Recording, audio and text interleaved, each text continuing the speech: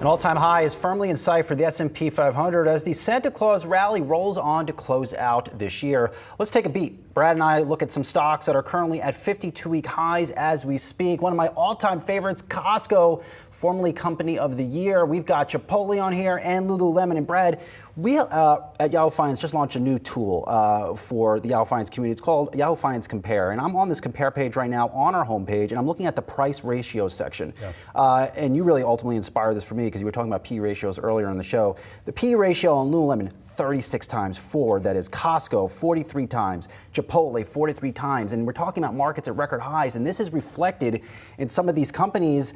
So that is first and foremost. Secondarily, all three of those companies are some of the fundamentally strongest consumer-oriented names in the entire market. And as we have learned, the consumer has continued to surprise to the upside. That means packed stores at Lululemon, packed stores at Costco, and packed restaurants at Chipotle. And all three of these companies have the financials for the past 6 months to back up where the stocks are trading now. I think one of the larger questions, too, because you're looking at three very different companies and where they can fit on the consumer spending spectrum. Lululemon still looked at as very much a high value and one of the more costly parts of the athleisure, athletic apparel, and also footwear, and one of the next catalysts perhaps that investors are going to need to look to is how well they do in men's footwear and an expansion in men's footwear coming off of what they've already done in launching women's. We were just talking about the slides. The slides was the first entry into men's You're footwear. a Nike guy. Don't sit here and tell me you think Lululemon's going to track Nike.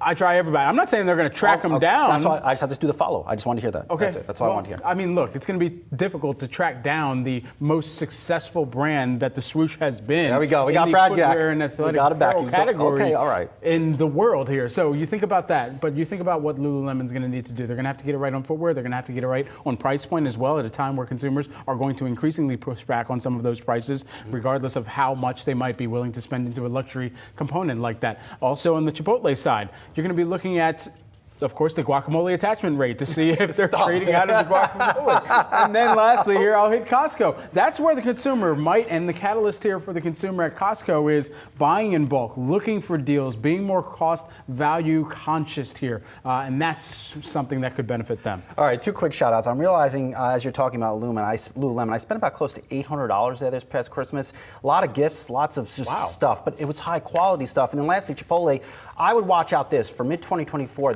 that wage rate in California is slated to go to $20 an hour. Our very own Brooke DePalma has been writing about this extensively, and it does present a key risk to Chipotle. If you're starting to pay your workers $20 an hour in California, which is their largest market, is your bowl going to double in price?